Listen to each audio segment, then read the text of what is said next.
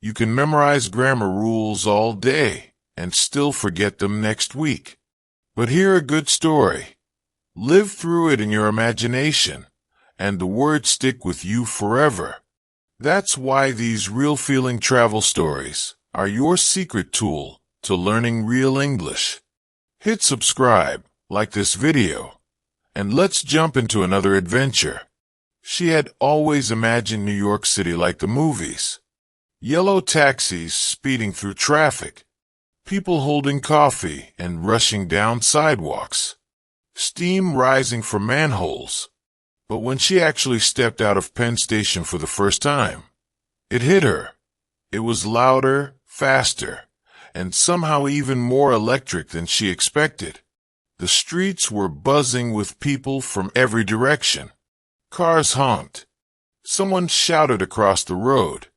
A street performer played a saxophone near the corner.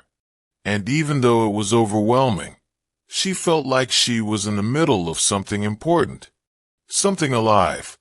It was her third day in the city, and today's plan was simple. Visit Central Park. She had it all mapped out.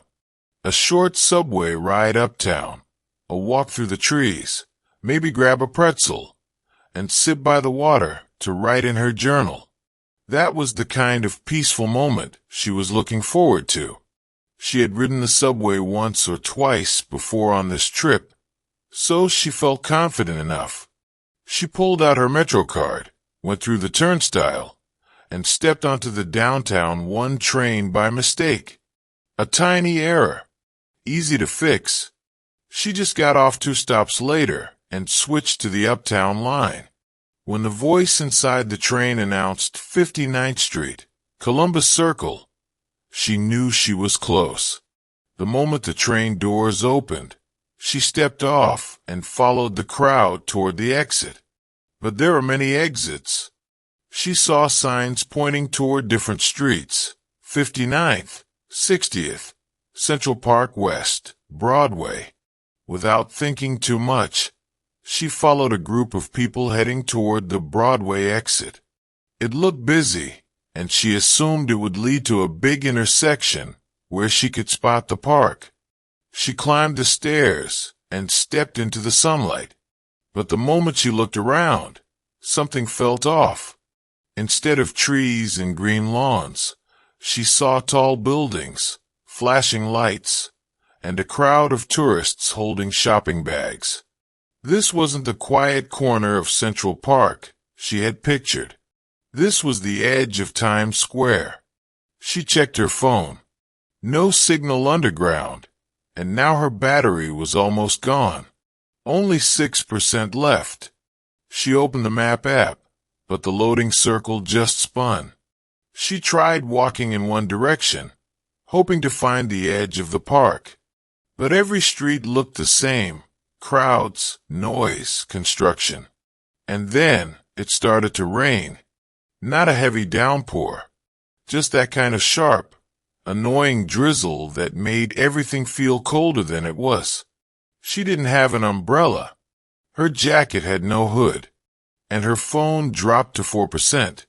She ducked under the small awning of a souvenir store and looked around. She could have gone back down into the subway, but which train? Which direction? Every entrance looked different. Her mind, full of quiet confidence, just 15 minutes earlier, now buzzed with confusion. She asked a passerby, but they shrugged and rushed past. The second person didn't speak English.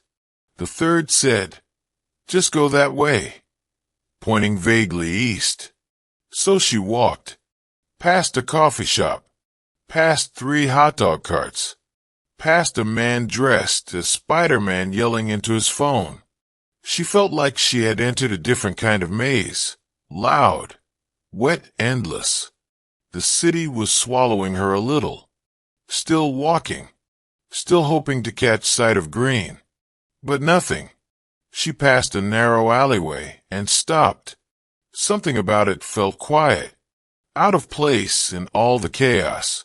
She turned and stepped into it, away from the traffic and people.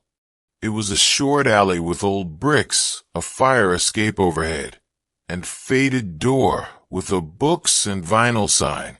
That felt like something safe. She opened the door, and suddenly peace. Warm lighting, the smell of paper and coffee, shelves full of old records and paperbacks.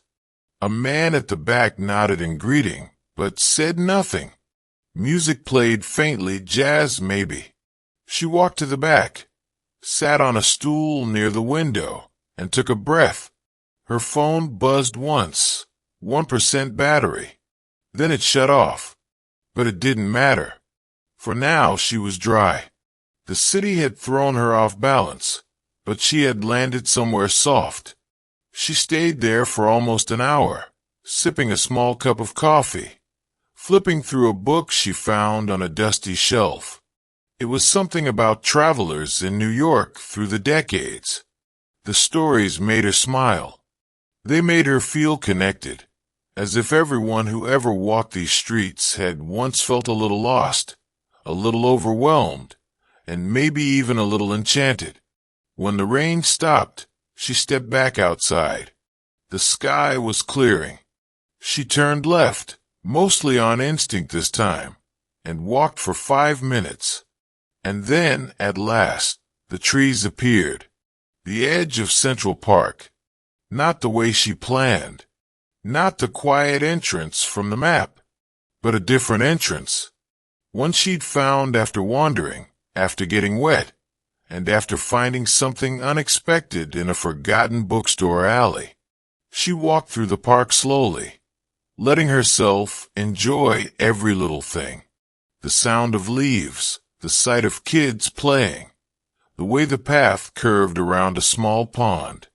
She didn't take out her phone because there was nothing left to check. Instead, she sat on a bench, took out her journal, and started writing. She didn't write about the trees or the birds. She wrote about the subway exit, about the rain, about getting lost, and how sometimes the wrong turn isn't wrong at all. It's just a different path toward the right kind of moment. Hours passed. The sun moved lower in the sky. She stayed until the shadows got long and the air turned cooler again. And when she finally stood up and walked toward the next subway entrance, she didn't feel nervous. She didn't even check the signs that carefully. Because this time she knew, no matter what exit she took, she'd find her way. Did you enjoy this story? Without even noticing, you just picked up useful words, sentence patterns, and storytelling structures, all while having fun. That's how language sticks. If you like this, hit like, leave a comment about your own travel story, and